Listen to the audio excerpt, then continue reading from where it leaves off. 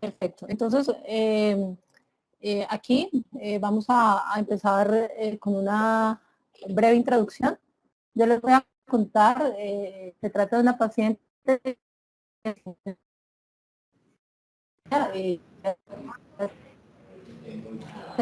ya con un diagnóstico presuntivo de una enfermedad Willebrand por uno de los ginecólogos de segundo nivel de la zona.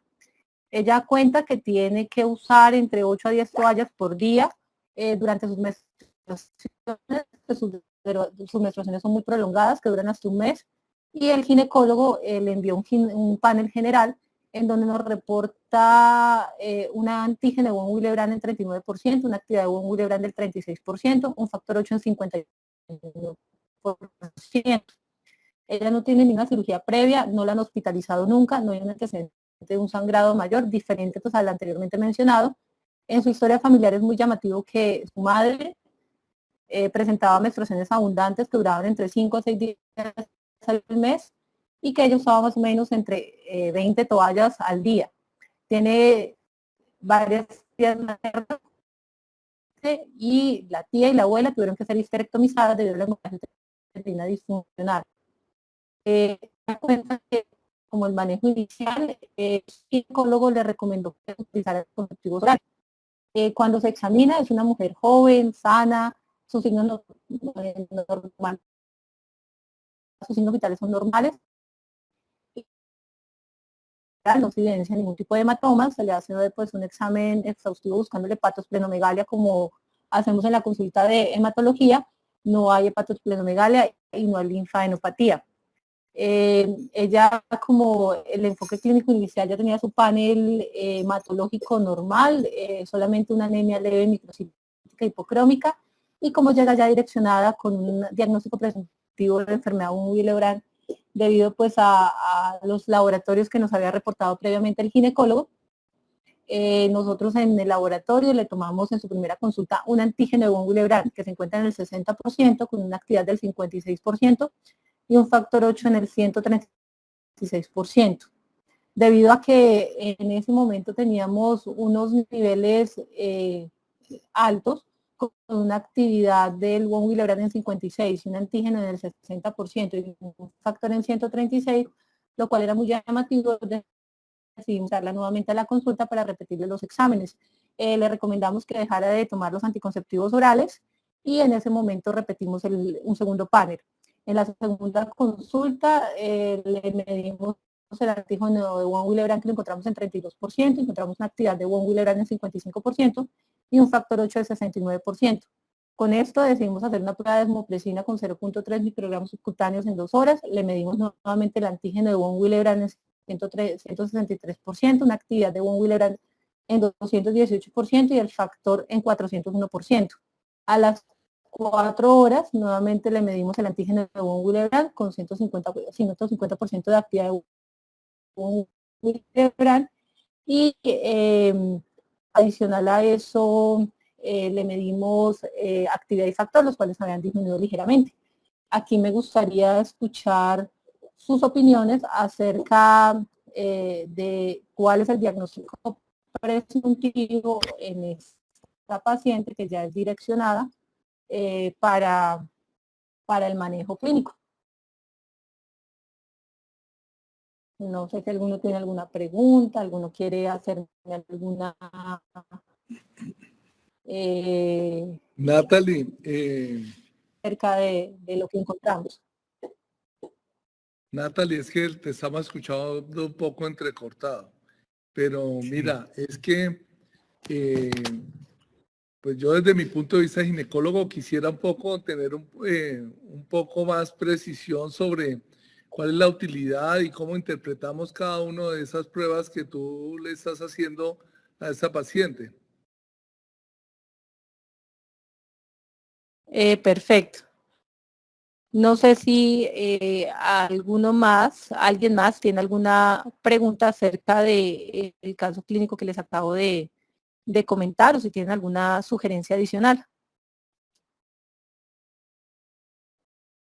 ¿Alguno de los asistentes? Leonardo González, mi postura es similar al doctor Carlos Vivas. Aquí resalto la importancia del trabajo interdisciplinario para el enfoque de este tipo de pacientes, donde para nosotros el hematólogo es fundamental en aclarar diagnósticos. Perfecto. No sé si ahora me están escuchando un poco mejor. Sí, un poco mejor. Levemente. Listo. Ok, perfecto. Entonces, para empezar el enfoque en nuestra paciente, entonces les voy a hacer una breve introducción. ¿Me confirman si están viendo mi pantalla, por favor? No, no en el momento.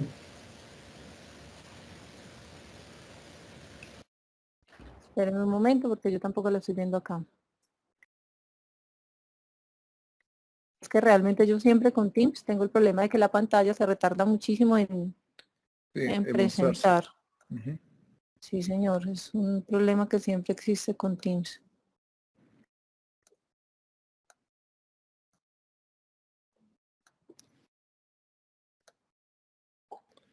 Bueno, pero esa podemos ir conversando, ¿cierto? Esa paciente Sí, tiene 19 años y obviamente desde la menarquia debe tener ese tipo de sangrados o por lo menos menstruaciones abundantes. Usualmente, pues nosotros como ginecólogos las identificamos mucho más temprano con estas características y es claro que estas pacientes que pertenecen a este grupo de coagulopatías característicamente presentan estos sangrados muy jóvenes.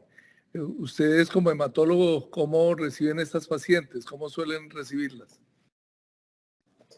pues frecuentemente a nosotros nos llega ya con todo el diagnóstico del enfoque inicial desde la parte ginecológica, ya le han hecho sus niveles hormonales, le han hecho varias veces mediciones, exámenes imagenológicos, les han realizado seguimiento y por lo general casi siempre ya vienen con una primera línea de terapia, que es lo que pasó en esta paciente. No me es posible compartir. Yo tengo acá que me está compartiendo la pantalla, pero tengo la otra ventana abierta y me sale que no está compartiendo. Bueno, pero tú esperas que nosotros como ginecólogos, cuando vemos una paciente con sospecha de una hemorragia uterina de origen no estructural y estamos sospechando una coagulopatía, ya vemos la pantalla. ¿Qué es lo primero que debemos pedirle o solicitarle antes de pensar en remitirla para confirmar el diagnóstico?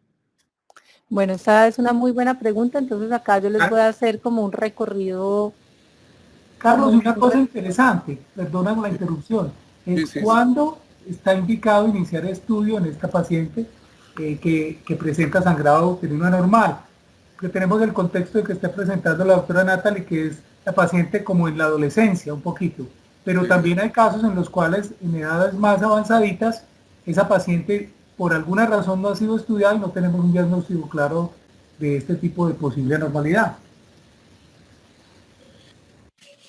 Sí, es verdad. Yo supongo ahora Natalie nos va a hablar del tema de la encuesta con el ánimo de identificar las pacientes que tienen riesgo de coagulopatías y supongo que está dentro de la presentación. Natalie, cuéntanos ahora que ya vemos la presentación. Bueno, entonces acá yo les voy a contar qué hacemos nosotros los hematólogos. Normalmente, a mí cómo me llegan las pacientes. Me llegan pacientes con anemia ferropénica, con historia de sangrado uterino anormal, en donde ya los ginecólogos han empezado su primera línea de manejo, que por lo general son los anticonceptivos orales o los dispositivos intrauterinos, y la paciente sigue sangrando. O me llega también la paciente que tiene el antecedente de una complicación postparto asociada a una hemorragia masiva y que ha tenido que necesitar transfusiones masivas, o aquella paciente que presenta una complicación en un procedimiento mayor. Entonces, en estos casos, por lo general los ginecólogos ya han hecho un primer panel, ese primer panel que incluye unos tiempos de coagulación, un PT, un PTTA, un fibrinógeno, un hemograma completo, y posterior a esto, ya al no encontrar pues nada estructural, y encontrar alguna normalidad en cualquiera de estos exámenes, llega a la consulta ginecológica. Es inusual que me lleguen con los niveles de factor de von Willebrand. Les quise traer precisamente este caso porque el ginecólogo hizo como la tarea de haber hecho como esta primera aproximación y haberla remitido pues ya con un diagnóstico presuntivo y con una muy buena historia clínica. Entonces, aquí lo más frecuente, la hemorragia uterina es una de las causas más frecuentes entre los 30 y 45 años en atención primaria. Tiene una prevalencia entre 14 al 25% de las mujeres refieren que durante su menarquia, la menopausia, sufren menstruaciones irregulares o menorragias, y casi todas las mujeres en algún momento vamos a tener un episodio de hemorragia uterina normal, entonces es bastante frecuente. Las causas más frecuentes entre las que tenemos, pues son las que ustedes manejarán muy bien, las causas estructurales, pero en nosotros pues vamos a encontrar pues la alteración en las prostaglandinas a nivel local, los miomas, los pólipos, los endometrioles, los pólipos endometrioles, los fibromas mucosos. También las infecciones locales, el hipotiroidismo, la insuficiencia renal, las hepatopatías en fases avanzadas y la enfermedad de von Willebrand. Aquí pues el palcoin que ya nos contó el doctor Vivas. Y dentro de las causas de hemorragia uterina normal no es inusual buscar las coagulopatías. ¿A qué hace referencia coagulopatías? Las coagulopatías hacen referencia a una deficiencia de los factores plasmáticos de la coagulación o un defecto en la función. Estas pueden ser congénitas y adquiridas. Las adquiridas son más frecuentes a edades mayores. Esta es una de las respuestas por las cuales el doctor hacía la pregunta anteriormente, y corresponden cerca al 24% de las causas de hemorragia uterina normal, siendo una etiología frecuente. El retraso en el diagnóstico puede llevar pues a una morbilidad importante y a múltiples complicaciones postoperatorias. La principal causa, lo primero que nosotros como hematólogo buscamos es la enfermedad de von Willebrand, y le sigue otras menos prevalentes. Entonces acá es importante recalcar algo muy rápido, que es la fisiología de la coagulación. Aquí les voy a mostrar rápidamente, porque si no entendemos cómo es la fisiología de la coagulación es muy difícil de explicar por qué lo tratamos de esta manera. Entonces, acá que vemos un endotelio. El endotelio normalmente está en su fase latente, no está perturbado. Él tiene una baja generación de trombina, eso se modula a través del TPF1, la antitrombina, la proteína S, el heparansulfato, el dermatansulfato. Entonces, normalmente esto tiene una función antifibrinolítica, eso secreta el PAI-1, en ausencia de cualquier estímulo. El endotelio también pues previene que se active la segregación y la agregación plaquetaria mediante la producción del óxido nítrico, la prostacyclina y la proteína ADPasa, y eso hace pues que el endotelio esté listo ahí para cualquier NOx. Entonces nosotros por cualquier motivo alteramos el endotelio, este se vuelve procoagulante. Esto acelera la formación de trombina al expresar los fosfolípidos anióticos y el factor 5. Entonces acá viene la respuesta fibrinolítica. Esta está modulada por la liberación de moléculas tanto antifibrinolíticas como profibrinolíticas, y esto lo que hace es activar el plasminógeno, inhibe las diferentes enzimas antifibrinolíticas. Entonces, ¿qué pasa? Viene la activación y la secreción y la agregación plaquetaria, y se promueve diferentes condiciones al romper el endotelio. Aquí entonces el factor de von Willebrand en la matriz subendotelial se expone, y esto hace que las plaquetas se adhieran a la superficie del vaso. Una molécula que es la P-selectina promueve que se unan todas las moléculas, la antitrombina, el óxido nítrico, el inhibidor 1 del activador plasminógeno, el TFP1, el inhibidor de la vía del factor tisular, la trombomodulina. Todo esto hace que haya como una cascada perfecta para evitar que nosotros vayamos a sangrar, y por lo tanto pues evitar que ocurra pues el sangrado mayor y pues nos lleve a la muerte. Entonces este esquema era como para mostrarles realmente cómo es este equilibrio perfecto. En esta tabla lo que le quiero mostrar pues es todas estas diferentes proteínas que se encuentran involucradas, que no es solamente una, pero si alguna de estas falla, pues obviamente el resto de las proteínas van a estar alteradas y por lo tanto nos va a aumentar el riesgo de sangrado. Entonces, ¿qué vamos a hacer?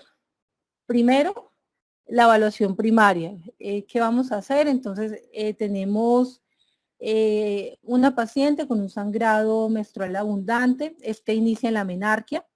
Entonces, lo primero que le vamos a preguntar a la paciente es, ¿desde cuándo usted está sangrando tanto? Por lo general vamos a identificar que es desde una temprana edad.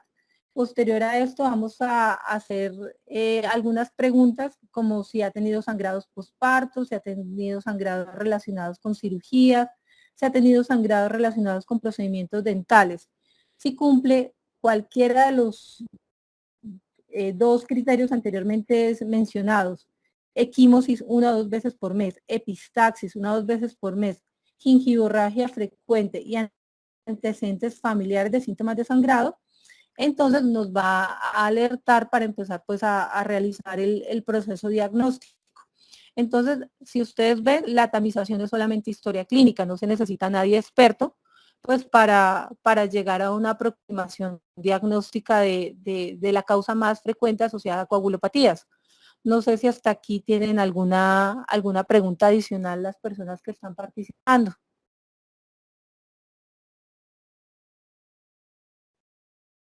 No, para nada, ahí vamos bien. Perfecto.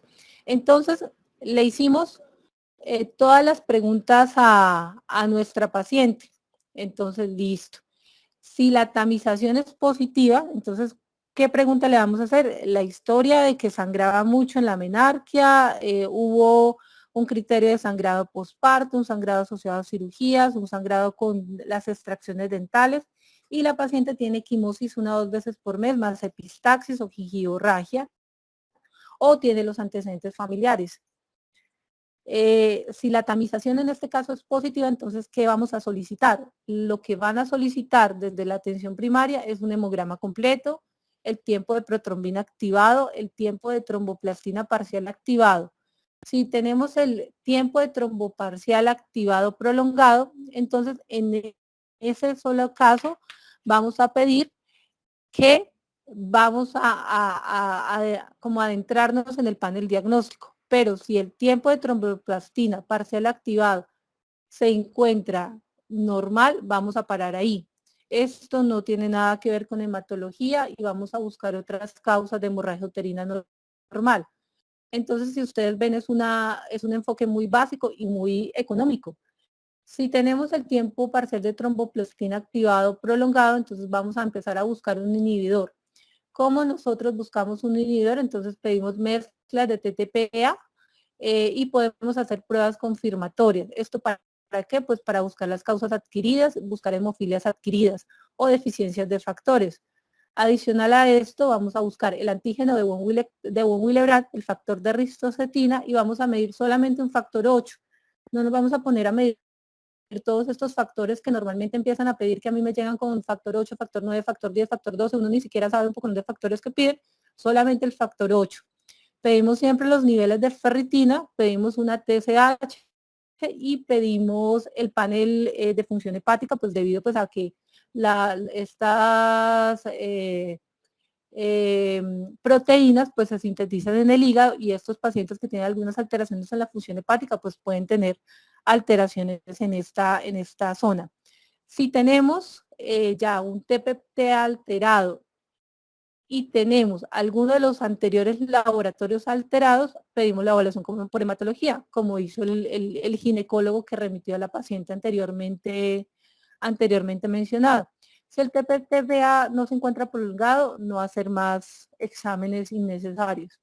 Entonces acá empezamos por qué se diagnosticó la paciente con enfermedad von Willebrand o si fue un error diagnóstico, porque ustedes ven que en la primera medición, en la primera consulta, tanto la actividad como el antígeno se encontraban normales.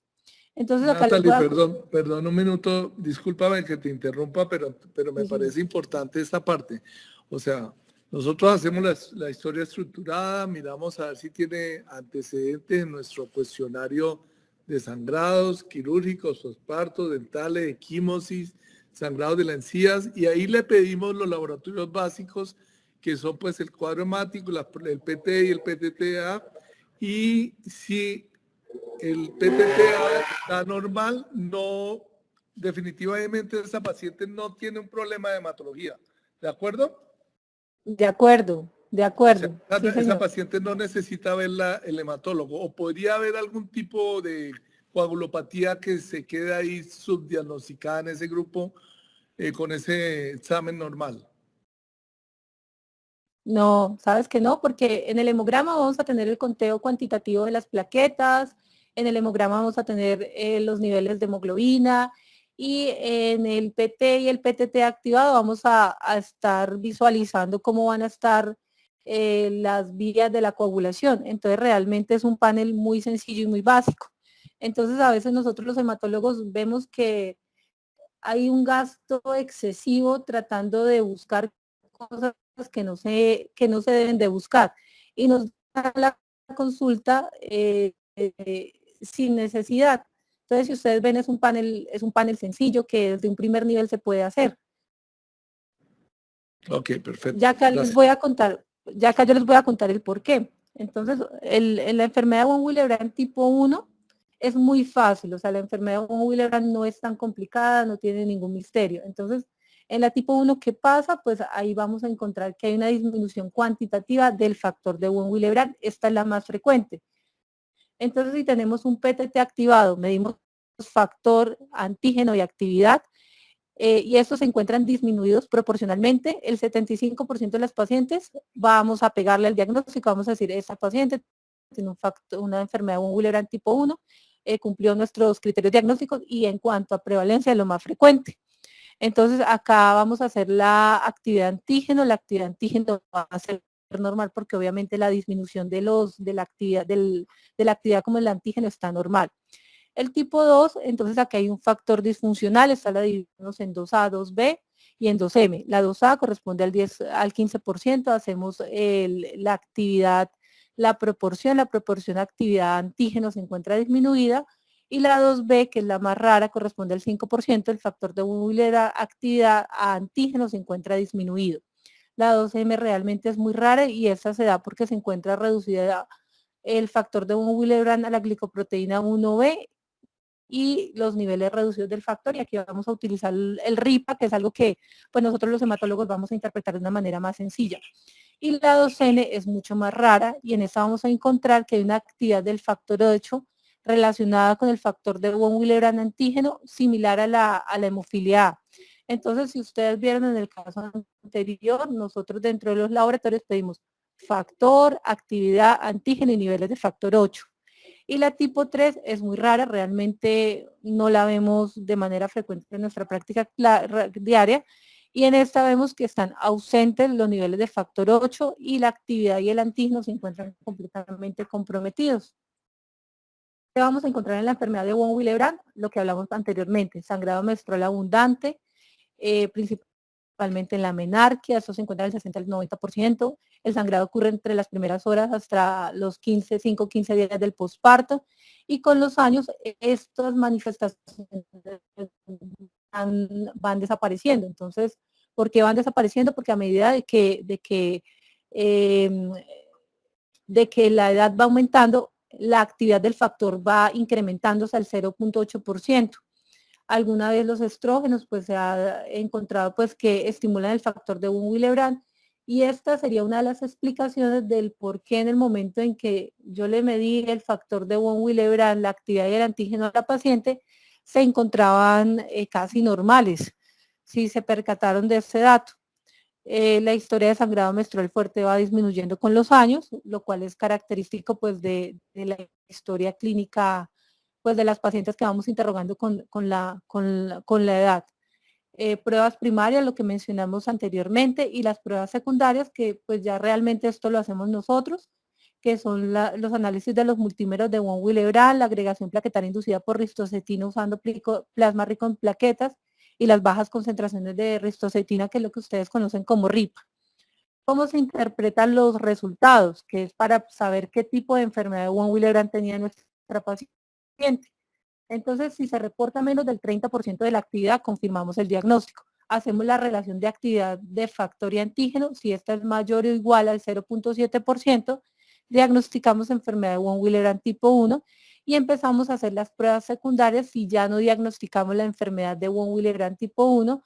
Y para las pruebas secundarias, pues entonces demostramos la reducción uniforme en los multímeros y el RIPA normal o disminuido y hacemos el ratio y ahí empezamos pues como a hacer una cascada de diagnósticos si es una 2A, una 2B o una 2M. Y realmente si no encontramos factor 8, hacemos el diagnóstico de enfermedad de von Willebrand tipo 3. Dentro de los tratamientos tenemos las terapias de manejo hormonal, las terapias no hormonales y las otras terapias. Las terapias de manejo hormonal, los sistemas intrauterinos de liberación de levonorgestrel, los contraceptivos orales, los implantes subdérmicos. Las terapias no hormonales son los agentes antifibrinolíticos, el ácido tranexámico, el ácido epsilon aminocaproico. Y las otras terapias, el acetato de desmopresina, que las vamos a reservar para aquellas pacientes que no responden al manejo inicial con los sistemas de liberación y con los agentes antifibrinolíticos, y el factor 8 recombinante y la infusión de complejos de factor de von Willebrand en estas enfermedades que tienen muy baja actividad de factor 8. Entonces, aquí hasta este momento, no sé si ya me identificaron qué tipo de enfermedad de von Willebrand tenía nuestra paciente, después de entender la relación de antígeno-actividad y de los niveles de factor 8 y el por qué después de la primera medición en las primeras muestras encontramos una actividad de antígeno y un factor 8 en aumento.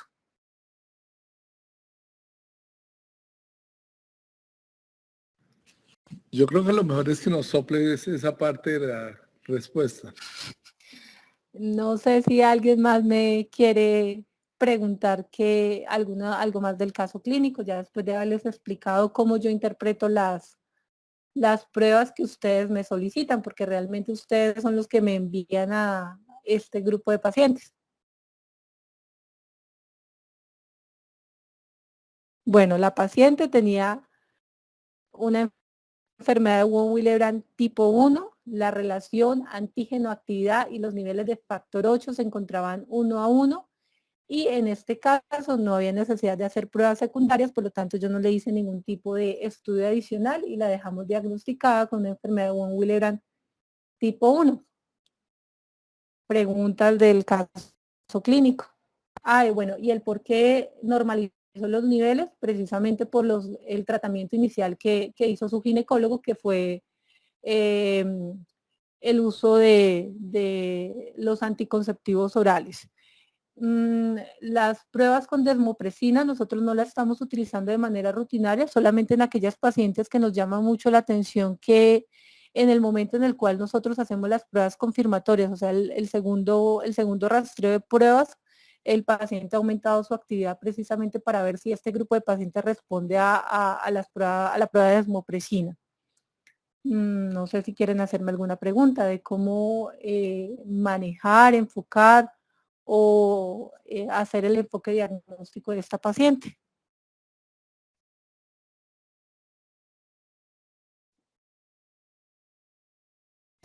Excelente orientación, doctora Natalia.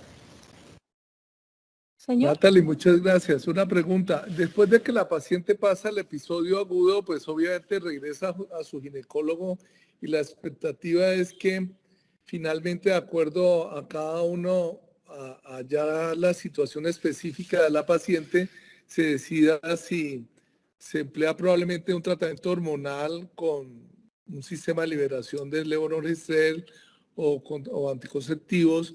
¿Y tú con qué frecuencia ves que estos pacientes necesitan otra vez terapia con desmopresina o el manejo se hace más difícil después? No, sabes que no. Lo que habla la literatura es que la mayoría de estas pacientes aprende a manejarlas. ¿Cómo hacemos el tratamiento? Entonces, inicialmente, como te digo, casi todas llegan ya con manejos hormonales. Entonces, pues acá realmente es un trabajo entre los dos. el ginecólogo y el hematólogo. O sea, pues frecuentemente los ginecólogos lo llaman a uno a decir, bueno, ¿qué vamos a hacer? ¿Qué hacemos? Pues lo primero, el tratamiento hormonal. A mí me gustan mucho los sistemas intrauterinos de liberación de levonorgestrel, porque frecuentemente utilizamos terapia combinada con los agentes antifibrinolíticos. Entonces, todavía existe como el mito de que los anticonceptivos orales pues, pueden aumentar el riesgo de trombosis. Entonces, estos dispositivos realmente nos han pues como mejorado muchísimo estas complicaciones que anteriormente se veían. Entonces, ¿cuál es la recomendación que nosotros hacemos? Pues los agentes antifibrinolíticos como el tranexámico, ellos lo que van a hacer es inhibir el plasminógeno a plasmina, entonces esto va a inhibir la fibrinolisis y ayuda a que nos estabilice el coágulo. En este caso, más o menos el 50% de los pacientes responden. Entonces, ¿cómo recomendamos la dosis? Pues en esas pacientes que tienen sangrados masivos, en los cuales no ha bajado y que han presentado anemias ferropénicas a repetición y que son muy jóvenes, pues para pensar en cualquier otro tipo de control del sangrado, le decimos pues que inicien el tranexámico más o menos de 15 a 25 miligramos por kilo cada 8 horas por los primeros 7 días. La desmopresina realmente no la estamos utilizando de manera rutinaria. La desmopresina, ustedes saben que es un derivado sintético de la hormona antidiurética. Ella actúa pues básicamente liberando el factor de Willebrand en las células endoteliales. Entonces, y tiene algunas complicaciones que generan problemas en su uso. ¿Cómo la utilizamos? La administramos en dosis de 0.3 miligramos por kilogramo. Ella se puede utilizar subcutánea, pero también hay una dosis fija de 150 a 300 microgramos que existe una presentación intranasal. ¿En qué momento la podemos utilizar? Pues en aquellas pacientes en las cuales no han tenido respuesta al manejo hormonal y al manejo con la terapia antifibrinolítica. ¿Cómo sabemos si el tratamiento con desmopresina está funcionando? Pues simplemente hacemos la medición que les mencioné anteriormente, medimos actividad antígeno y factor 8 después de la administración de los 0.3 microgramos subcutáneo, y si esta tiene actividad y aumenta los niveles de factor 8 antígeno actividad, la recomendamos. Por lo menos si es un procedimiento menor en una paciente que no responde a la terapia con agentes antifibrinolíticos, recomendamos una dosis única asociada a ácido tranexámico. El factor 8 recombinante ante la infusión de los complejos de factor de von Willebrand, no los utilizamos tampoco de manera rutinaria, solamente en aquellos en los cuales tenemos diagnóstico de enfermedad de von Willebrand tipo 3 o 2B, y también lo utilizamos tal vez en estos pacientes en los cuales van a ser llevados a una cirugía mayor de alto riesgo, como en pacientes que tienen intervención del sistema nervioso central. Entonces, simplemente la terapia hormonal, los agentes antifibrinolíticos. Pero es importante diagnosticar a la paciente para poderle brindar el mejor enfoque de tratamiento. No sé si ahí le resolví la duda del diagnóstico y el tratamiento. Sí, muy bien. La pregunta es, en muchos sitios que uno lee el uso del ácido tranexámico mencionan unos días límites para su uso, máximo 3 o 4 días, pero tú mencionaste 7 días. ¿Hay algún parámetro para decir que se pueden emplear más días o de ácido tranexámico en estas pacientes? Y de una vez si nos puedes comentar en otras pacientes que no tengan ese problema de la coagulopatía. No, realmente no hay una recomendación. Lo que pasa es que las revisiones anteriores asociaban muchísimo el uso de estos agentes antifibrinolíticos a fenómenos trombóticos, pero realmente era porque no se subclasificaba muy bien estas pacientes con trastornos hematológicos, entonces muchas veces resultábamos tratando pacientes con PTTA prolongados que tenían otras enfermedades reumatológicas que aumentaban el riesgo de trombosis o que tenían alguna alteración asociada a problemas en la agregación plaquetaria y por lo tanto aumentaban el riesgo de trombosis. Entonces de ahí pues parte la importancia de saber cuál es la causa, de que realmente el problema que tenemos acá es un problema en la fibrinolisis, ¿sí? Por eso es importante conocer toda la parte de la cascada de la coagulación y entender que realmente el problema está en ese paso específico de la formación del coágulo y en evitar pues que esta paciente sangre. Si mi paciente tiene un periodo, un sangrado de 7 días a 10 días, yo sí le recomiendo los 7 días porque sé que esta paciente tiene un trastorno en su fibrinolisis o en su coagulación o tiene una enfermedad de von Willebrand diagnosticada. O sea, muy pocas veces yo recomiendo en pacientes con hemorragia uterina normal agentes antifibrinolíticos sin conocer el diagnóstico, porque pasa frecuentemente lo que tú estás diciendo. Entonces la paciente tiene hemorragia uterina normal y le mandaron ácido tranexámico y no hay un diagnóstico primario, que es lo que realmente pasa en el contexto primario del sangrado uterino normal manejado en el primer nivel. Pues no sé si lo han vivido, pero es frecuente. Entonces después la paciente llega trombosada y resulta que no tenía una coagulopatía primaria, sino que tenía una enfermedad reumatológica, un síndrome antifosfolípidos, bueno, otra cosa. Interpreto como que en estas pacientes que tienen trastornos de coagulación, pues ese límite de los días no existe. Sin embargo, en las pacientes que no tienen trastorno de coagulación, ¿cuál es tu recomendación en cuanto a los días máximos de uso de esos agentes? No lo recomiendo para nada. Actualmente, o sea, para ti en ningún caso. En ningún caso, no señor. No señor, ya pues hay otros contextos. El paciente oncológico, bueno, ya otros contextos, pero en paciente con hemorragia uterina normal no lo recomiendo en ningún otro caso sin tener un diagnóstico primario. Ya pues vienen las recomendaciones de parte del grupo de ginecología, pues que son pues las que se encuentran anexadas en las guías. Bueno, ¿hay alguna otra pregunta de alguien? ¿Sí? Ya el tiempo vamos... Un poco colgado, ¿cierto? Colgado, sí, señor. Bueno, Natalie, mil gracias. No. No te vas a ir por si hay alguna pregunta, por favor.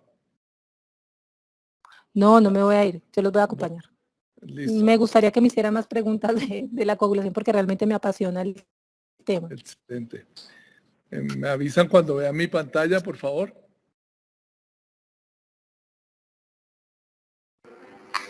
Carlos, ¿será que el doctor Jaramillo quiere está hablando ahí? No sé. Tenemos que hacer las preguntas al final del panel. No escucho. No sé. ¿Están viendo mi pantalla? No. Está el doctor Jaramillo ahí hablando. Pero continuemos y hay que decirle al doctor Jaramillo que vamos a hablar hacia el final, vamos a hacer las preguntas en un panel.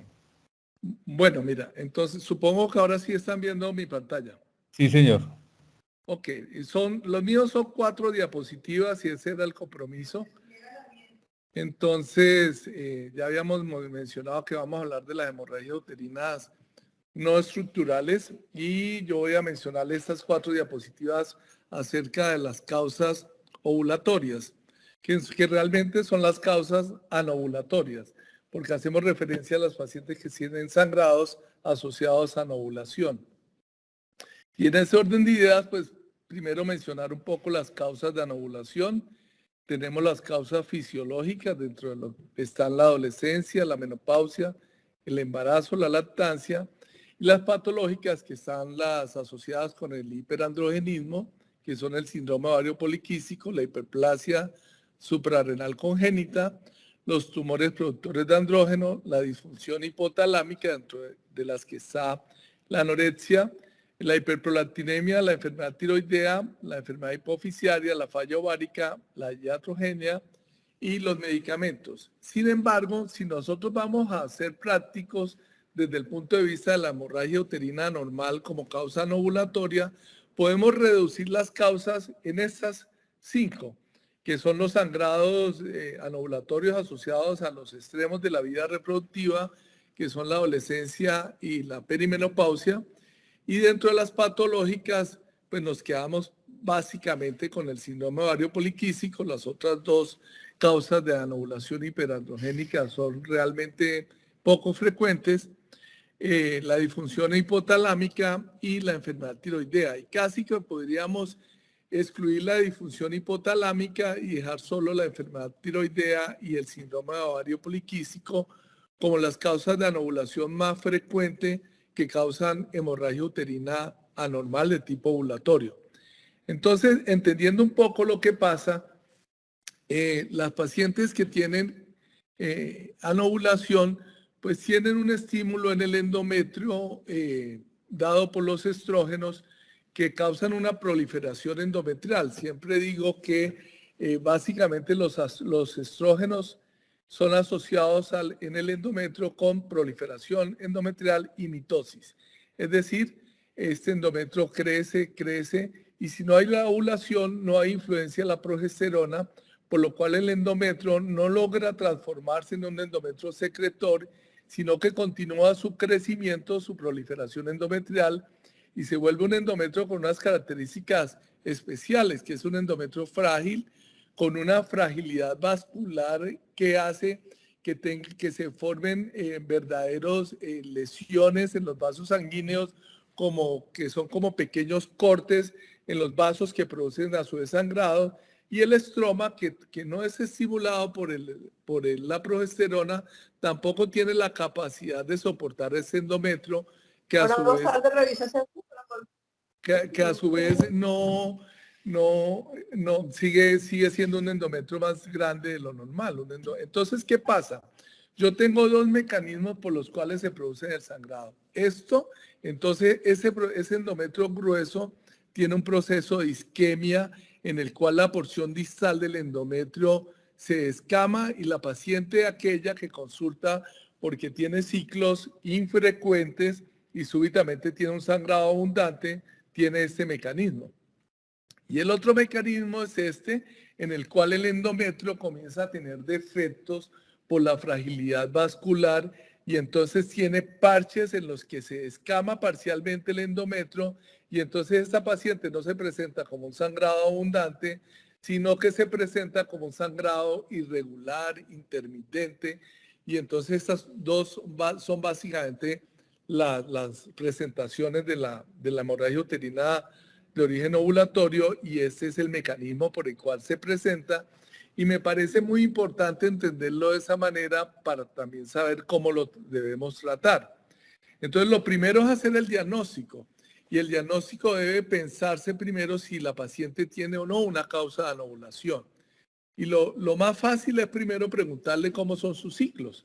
Si los ciclos están entre 25 y 38 días, probablemente tenemos una paciente que probablemente tiene ciclos ovulatorios. O también si tiene algún antecedente adicional asociado, como ya dije, al síndrome ovario poliquístico o a la enfermedad tiroidea. En estos casos, uno debe siempre solicitar una TSH, una prolactina, y en algunos casos puede ser útil, no siempre, más bien poco frecuente que sea útil, medir los niveles de progesterona si uno necesita diagnosticar la anovulación.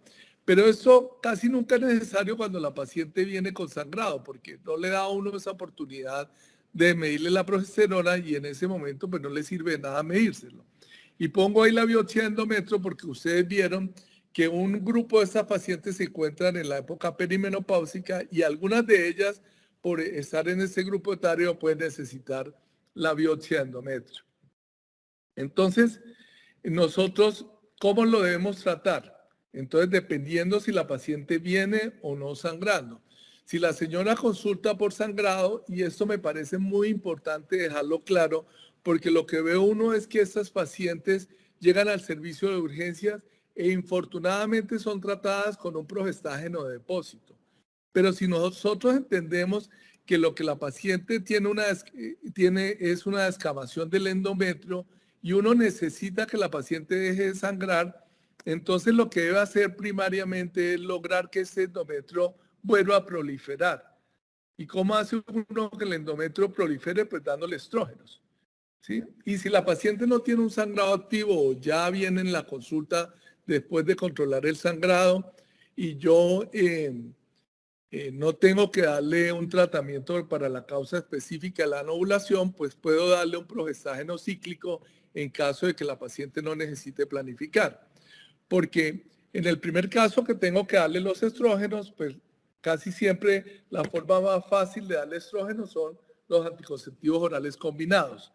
Y si la paciente viene ya después del sangrado y además necesita planificar, pues también lo más fácil es darle estrógenos a través de un anticonceptivo combinado. Y si no quiere planificar o tiene una contraindicación para el uso de estrógenos, pues yo le puedo dar un progestágeno cíclico. Entonces, yo quiero mencionarles que uno puede tener, o sea, nosotros tenemos disponible en el mundo, en el mercado, 4 presentaciones de estrógeno que se pueden dar por vía oral. El megestrol, el etinilestradiol, el estradiol y el valerato de estradiol. Se supone que cada uno tiene unas características diferentes que hace que uno pudiese preferir uno u otro en algún momento dado. Por ejemplo, todos sabemos que el efecto del etinilestradiol es más potente que el efecto del estradiol. Y eso, en los nuevos anticonceptivos que hay en el mercado, se supone que usar 17 beta estradiol pudiese tener alguna ventaja sobre usar etinilestradiol, además porque algunos los asocian el etinilestradiol con un poco más riesgo de fenómenos trombóticos. Sin embargo, los estudios grandes no han realmente demostrado una diferencia en cualquiera de los dos estrógenos más disponibles en el mercado. En resumen, cualquiera que usted use está bien, pero debe darle estrógeno si quiere que la señora deje de sangrar. Y pongo el Dienogest porque resulta que es nosotros nos podemos ver muy tentados a usar un progestágeno para tratar a estas pacientes y se supone el progestágeno que tiene un mejor control en cuanto a lograr que el endometrio se adelgace y esté menos activo en cuanto a lo que tiene que ver con su proliferación, porque tiene un efecto antiestrogénico importante, es el Dienogest. Sin embargo, los progestágenos actúan sobre el endometrio básicamente por su efecto antiestrógeno y la capacidad antiestrogénica de cada progestágeno cambia de acuerdo a la familia a la cual pertenece. Entonces nosotros, y lo otro que hacen los progestágenos es estimular la secreción de 17 hidroxiesteroide deshidrogenasa que pasa el estradiol a estrona, siendo la estrona teniendo menor capacidad de producir proliferación endometrial. En resumen, cuando necesitamos que la paciente deje de sangrar, no usemos un progestágeno solo, siempre usemos un estrógeno o un estrógeno con un progestágeno. Ahora lo podemos discutir si ustedes quieren. Y eso era lo que yo les tenía que decir de las hemorragias uterinas de causa ovulatoria. ¿Hasta allá alguna pregunta? ¿Siguen ahí o ya se fueron? Muy claro, gracias. Acá estamos. Perfecto. Entonces, ¿alguien quiere preguntar algo o le damos la palabra a Leonardo de una vez? Bueno, Leonardo, el auditorio es tuyo. Ocupado con el tiempo. No, dale, sí. Avanti. Voy a compartir pantalla, ¿listo? Listo. Voy a dejar de compartir entonces.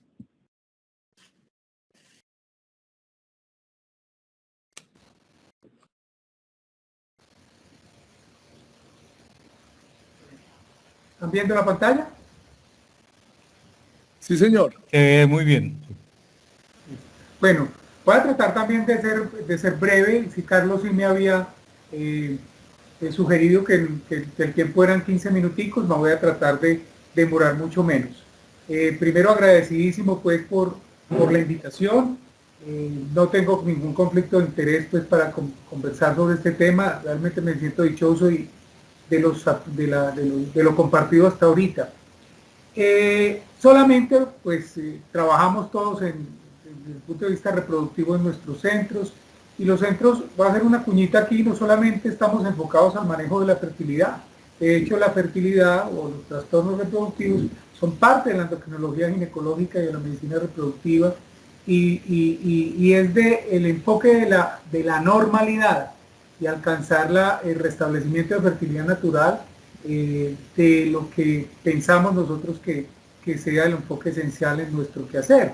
Y uno de ellos es el enfoque, obviamente, del manejo del sangrado uterino anormal, y uno de ellos es pues, el sangrado de causas no estructurales. Las causas estructurales, que bien lo revisa Carlos en su libro y los autores, digamos, se corrigen y espera uno que no haya más síntomas en este sentido. Pero muchas veces, a pesar de la corrección, es una cosa importante que tenemos que tener en cuenta, que las causas muchas veces se sobreponen, ¿sí? Ya lo mencionaba la doctora Natalia, pues todas esas alteraciones en un momento determinado pueden generar trastornos específicos de la coagulación o del restablecimiento tisular in situ a nivel endometrial, y eso puede también comprometer, digamos, el manejo que nosotros establezcamos. Nosotros tenemos la fortuna de que hay grupos específicos de estudio, y obviamente la COG tiene sus comités de opinión en los cuales nos habla de la clasificación específica que ya Carlos la mencionó. Nos estamos refiriendo en este momento a las causas no estructurales, pero cuando nosotros hablamos de ellas, no debemos dejar de ver las causas estructurales como una primera posibilidad diagnóstica. Los temas que Carlos me sugirió, pues obviamente a mí me quedó muy sencillo, porque era revisar los capítulos del libro y de sus autores, y uno de ellos amablemente somos nosotros, digo nosotros, yo y mi hija, o mi hija y yo, y obviamente Carlos en encabezado, el doctor Carlos López Clavijo en la parte de causas no clasificadas, el doctor Andrés Gutiérrez en las causas anovulatorias, y el doctor Javier David Ospina hablando de las causas endometriales. Empecemos entonces por las causas endometriales. Ya la doctora Natalia nos hizo un abrebocas específico de lo que debemos entender nosotros dentro del proceso de coagulación, ¿sí? Y obviamente las vías de acceso y el objetivo final es estabilizar la estabilización del coágulo, ¿cierto? Tanto por vía intrínseca como por vía extrínseca, y ella ya nos mencionó cómo el tiempo parcial de tromboplastina activado y el tiempo de protrombina activado nos inducen a pensar si hay una alteración de la coagulación o no, ¿sí? Entonces, cuando la paciente tiene un TPT activado normal, pues nosotros no pensamos en una alteración de la coagulación, porque implica, ¿sí?, la vía común específicamente. Mientras que cuando vemos el factor TP activado anormal, probablemente sí nos está hablando de una alteración de estos factores de coagulación. Entonces, hay muchas digamos, intervenciones médicas que actúan frente a la estabilización o desestabilización de estos factores que influyen en digamos, en los fenómenos de coagulación. Lo más importante que tenemos que tener en cuenta es que el estradiol, ya lo mencionó la doctora, no solo a factor de von Willebrand, sino también incrementa la actividad de otros factores, el 7, el 8, el 10 y el fibrinógeno, reduciendo la actividad de la antitrombina, la proteína S y la proteína C activada, y restableciendo el proceso de coagulación. Sin embargo, cuando nosotros utilizamos este tipo de medicamentos, al igual que ella mencionaba, como el ácido tranexámico, sin un diagnóstico específico, probablemente podríamos llevar a hacer daño, es decir, probablemente no estamos haciendo lo correcto. Sí, esta gráfica, que la tiene el libro, es simplemente para mencionar los progestágenos son, digamos, antiinflamatorios, tienen un efecto antiinflamatorio.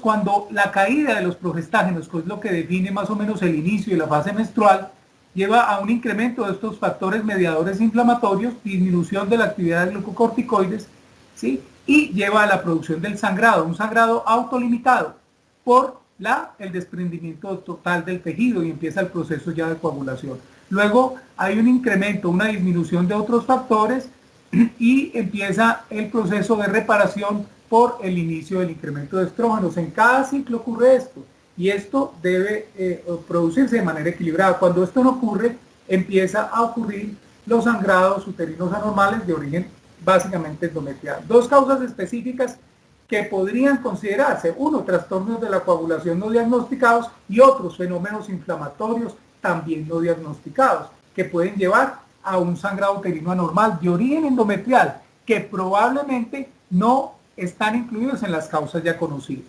De los tratamientos no les voy a mencionar, simplemente mostrarles estos cuadros donde hay una alta evidencia para tanto el sangrado agudo como el sangrado prolongado, los anticonceptivos orales, en la selección específica que el doctor Vivas nos comentó. Una cosa importante es que las progestinas orales tienen cabida para el manejo del sangrado agudo, ¿sí? Modulando o relajando probablemente o afectando los factores de fibrinolíticos, y eso mejora el sangrado que se presenta de manera aguda. Yo realmente no lo uso mucho, pero principalmente utilizo los estrógenos por esa fisiología o fisiopatología que nos mostraba el doctor Vivas. Para el sangrado crónico tenemos muchas alternativas, el sistema de liberación de levonorgestrel, y obviamente aquí miramos la medroxiprogesterona, que realmente debe desaconsejarse su uso. La recomendación de utilización tiene muy baja evidencia y solamente debe dejarse para casos específicos donde quizá no sepamos con claridad qué es lo que está pasando, pero no es el tratamiento definitivo para tratar de que generalmente no alivia el síntoma específico. Por eso nosotros tenemos que buscar el sangrado agudo, el manejo del sangrado agudo específicamente con estrógenos. Los antiinflamatorios, el ácido tranexámico, los análogos de la GnRH pueden ser una alternativa específica, pero tienen una indicación cuando el sangrado es muy abundante, pero nos orienta también a la necesidad de buscar la causa. El danazol también podría ser utilizado, pero tiene muy baja evidencia. Aquí básicamente para mostrarles las referencias específicas inicialmente desde Debró, que fue el que nos llevó al manejo del sangrado agudo con estrógenos, el primero que lo describió, y miren las dosis muy altas. Infortunadamente el estrógeno intravenoso ya no se consigue con facilidad. Bueno, los puntos a resaltar de este es básicamente que lo que mencionábamos, que algunas alteraciones específicas inflamatorias no diagnosticadas pueden llevar a una causa endometrial, que en este caso sería una causa orgánica probablemente, pero como es tan difícil hacer el diagnóstico de procesos inflamatorios, se clasifica dentro de las causas endometriales.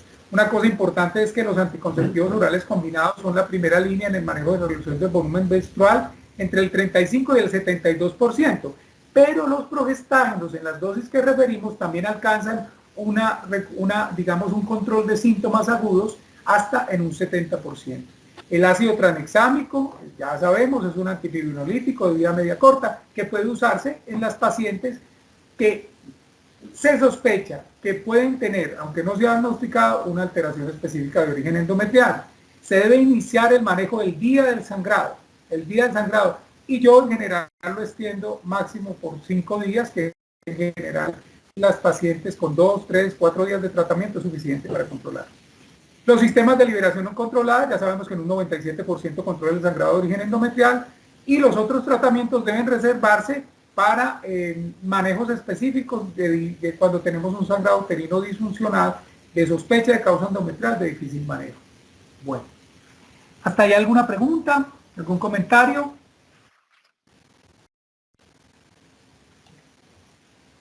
Muy callado. Bueno. Estos pacientes de causa endometrial se presentan como pacientes con hemorragia menstrual abundante. Sí. Básicamente por alguna alteración del proceso, digamos, de equilibrio en el momento de la menstruación. Así se sospecha.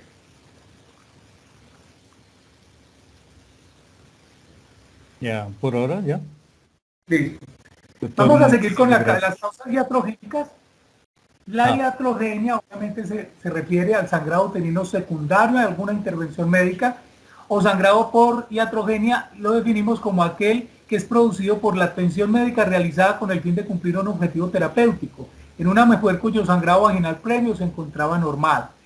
Aunque dentro de nuestro enfoque en el capítulo también mencionamos que la acción u omisión específica también por error diagnóstico también puede considerarse como iatrogenia, o incluso intervenciones específicas sin un diagnóstico claro también pueden considerarse iatrogénicos. Aquí hay unas condiciones éticas importantes, entonces dentro de las intervenciones que pueden producir este tipo de sangrado son la medicación hormonal mal manejada o la medicación hormonal sin indicación en su momento. Digamos, el equilibrio cuando el uso de anticoagulantes o el uso de antiinflamatorios específicamente en pacientes que no lo requieren también puede llevar a iatrogenia. Otro es el diagnóstico inadecuado, ¿cierto? O la omisión. Es muy frecuente que las pacientes vayan a consulta con medicina general y ginecología o otras especialidades y se quede de que su sangrado es un sangrado pesado.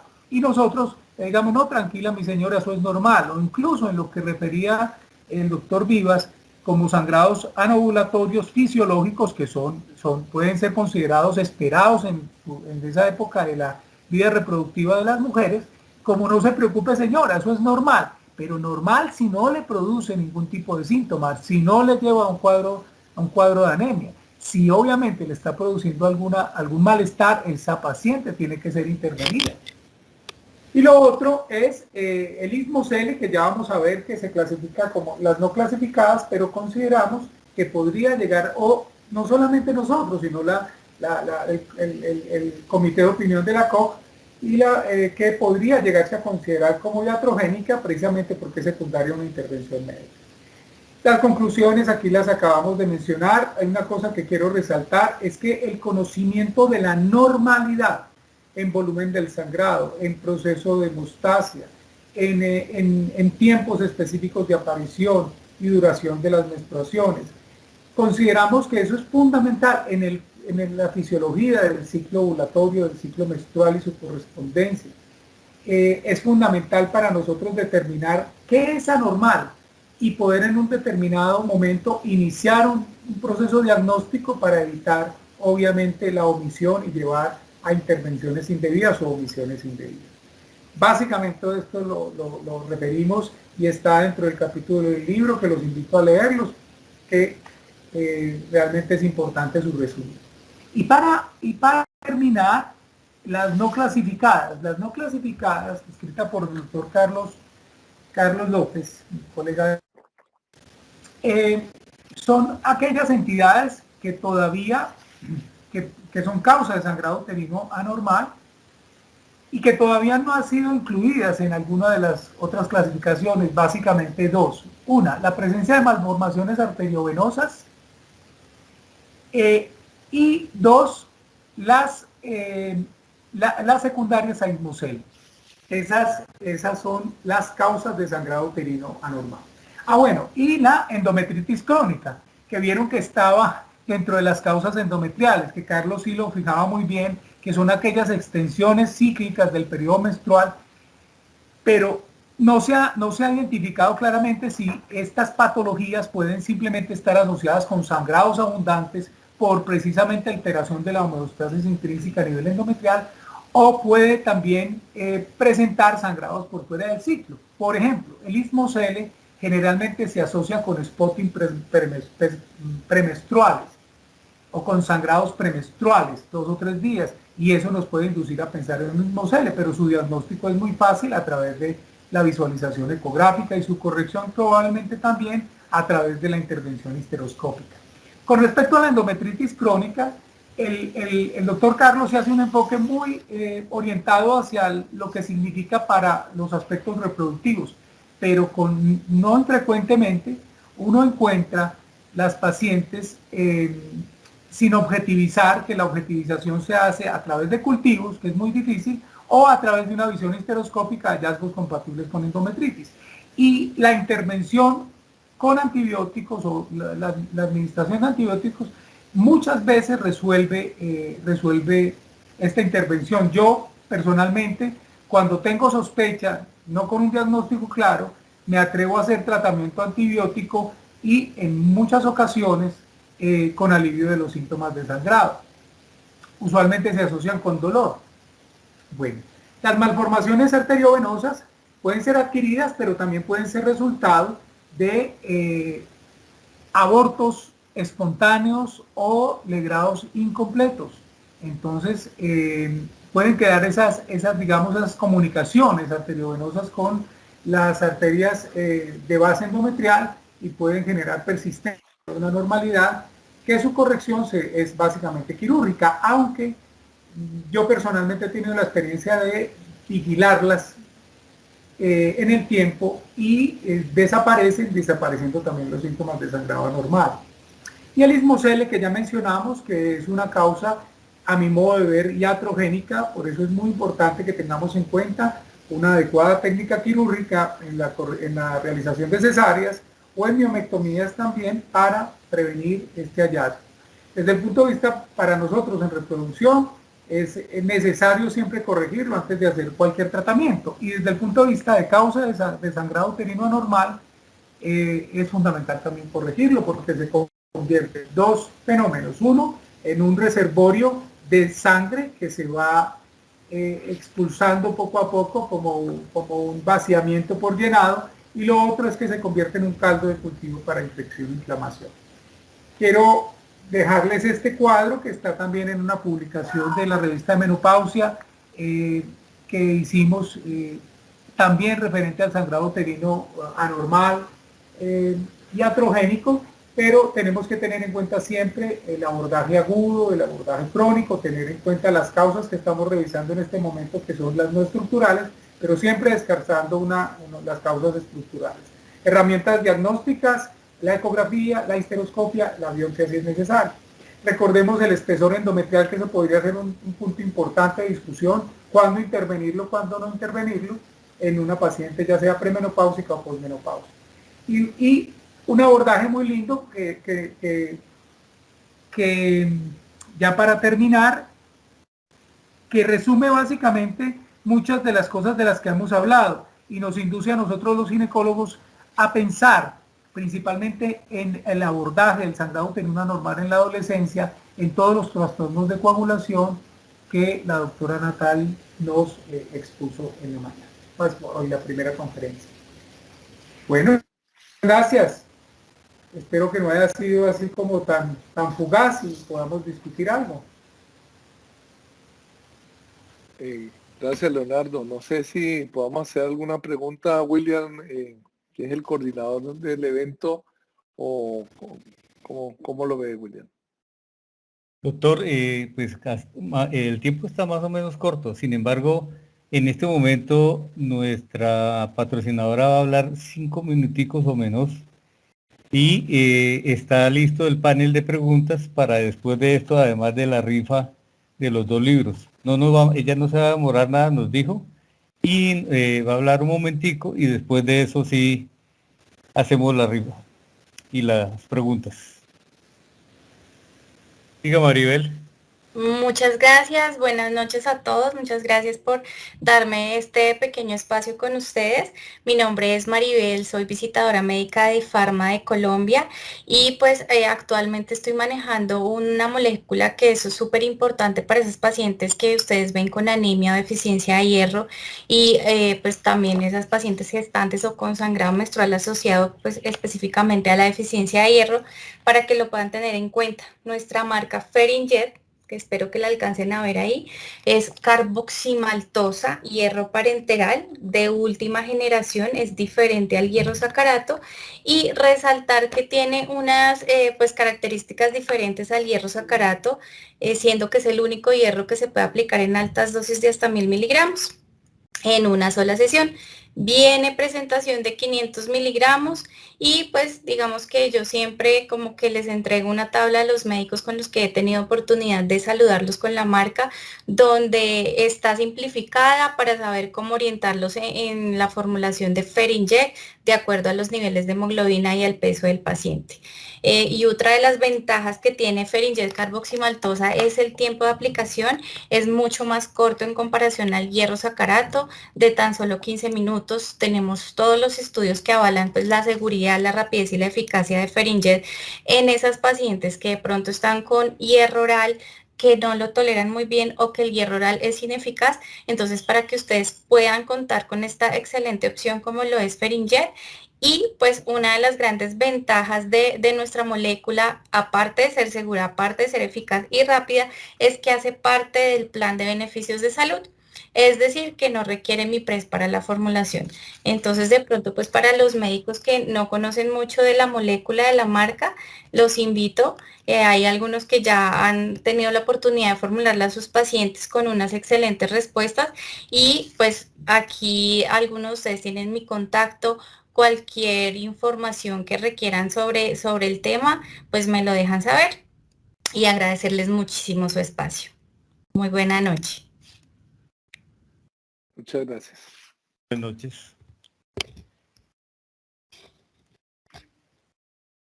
Se abre el panel de preguntas para los que quieran hacer alguna pregunta a nuestros expositores. A mí me gustaría preguntarle algo a Leonardo. Es porque en este grupo de pacientes con hemorragia uterina anormal y iatrogénica se encuentran aquellas, por ejemplo, que usan progestágenos y tienen sangrados anormales. Es un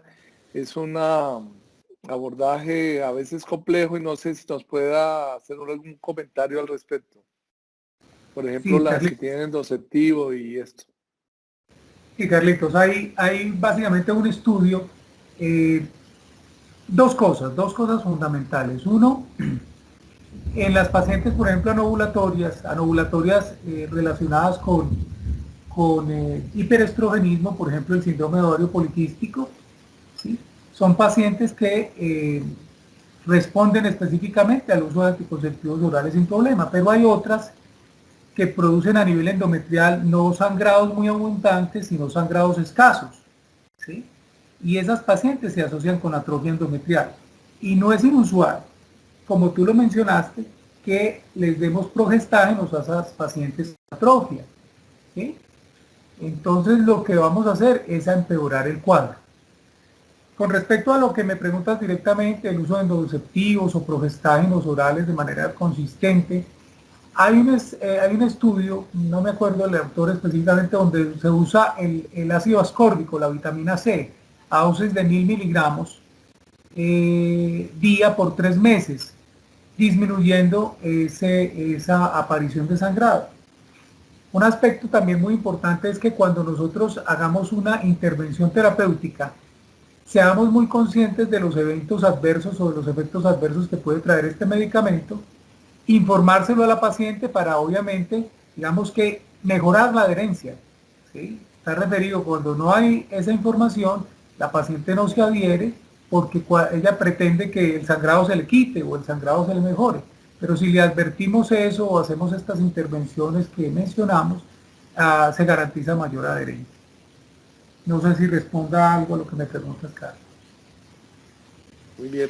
No sé, ¿alguien quiere hacer alguna pregunta? Natalie, ¿quiere hacer un comentario del ácido ascórbico? No, señor. No, señor, igual. Muy bien. ¿Alguien quiere preguntar algo? Lo que preguntar, Dime. con gusto, pero no. Ok. Doctor Jaramillo, quería preguntar, ¿está por ahí todavía, doctor Jaramillo? No le escucho. ¿Cómo se hace ahí para que darle ¿Le puedo preguntar una cosa a la doctora Natalie? Felicitaciones a los oradores, lo hicieron muy bien. Yo quisiera preguntarle a la doctora Natalie qué porcentaje de pacientes con problemas de sangrados por enfermedad von Willebrand tenemos nosotros aquí en nuestro medio, qué porcentaje. Y también quería preguntarle al doctor Leonardo qué hacer con esas pacientes que tienen implante subdérmico y pues presentan con frecuencia grandes sangrados, pero que uno no quisiera retirarles el implante. ¿Cuál sería el medicamento, la medida más recomendada en ese caso? Muchas gracias.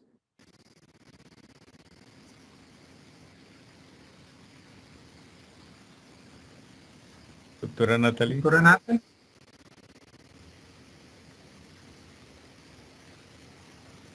Y a la doctora Natalie yo le quería preguntar qué porcentaje pero, de esas pacientes tienen la enfermedad de von Willebrand. sí, nosotros acá en Colombia tenemos un subregistro, pero lo que pasa es que en la cuenta de alto costo se supone que nosotros... No se le está escuchando bien, doctora.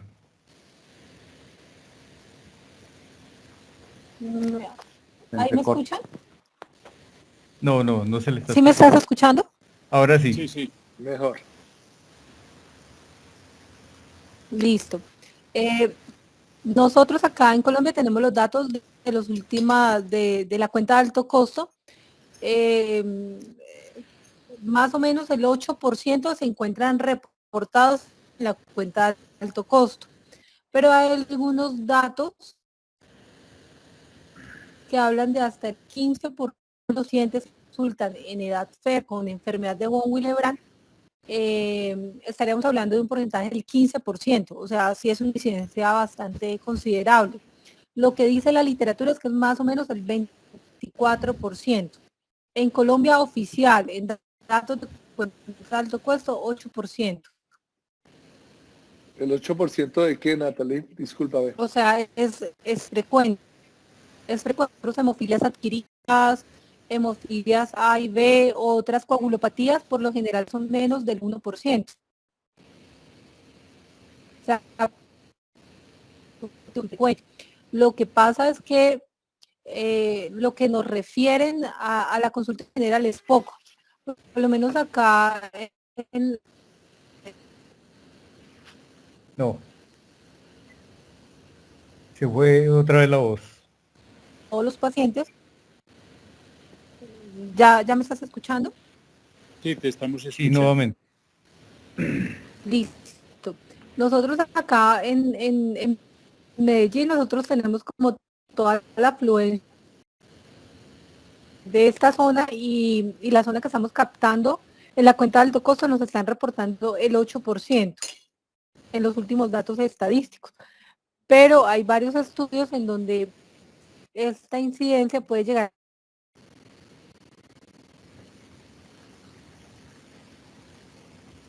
Okay. Se le fue nuevamente.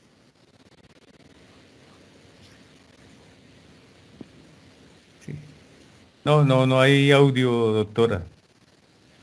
Se congeló la imagen, doc. Sí, se canceló. Doctor González. Sí, cuando se presentan esos sangrados irregulares, que no es infrecuente, la verdad lo que yo hago es orientarle una cosa que nos enseñaron los profesores que se llama un legrado químico y que está referido en la literatura, como la utilización de anticonceptivos en normodosis. ¿Sí? Ellos hablan de utilizarlos cada 8 horas hasta cese el sangrado. Yo lo utilizo cada 12 horas, por 10 días, o sea, una caja, y continúo una tabletica diaria y termino, y en general me da buen resultado. Está referido por estos comités de la COP la utilización de anticonceptivos cada 8 horas hasta cese del sangrado y luego continuar una tableta diaria y se suspende. Y obviamente se le advierte a la paciente que se va a regular ese sangrado porque es muy molesto para ellas tener un manchado irregular. Pues no sé si de pronto alguno de los colegas tiene alguna experiencia diferente y su resultado. Pero sí, estoy de acuerdo con el doctor. La idea es tratar de perseverar en ese método anticonceptivo mientras su efecto adverso no sea tan severo, porque es el de máxima protección. Muchísimas gracias. Fernando, usualmente lo primero que se recomienda es la educación, o sea, es decir, explicarle a la paciente que es un efecto secundario del implante y que como tal lo ideal sería que no necesitase ningún tratamiento. En caso de que llegue a necesitar tratamiento, realmente la causa de este sangrado en estas pacientes es desconocida.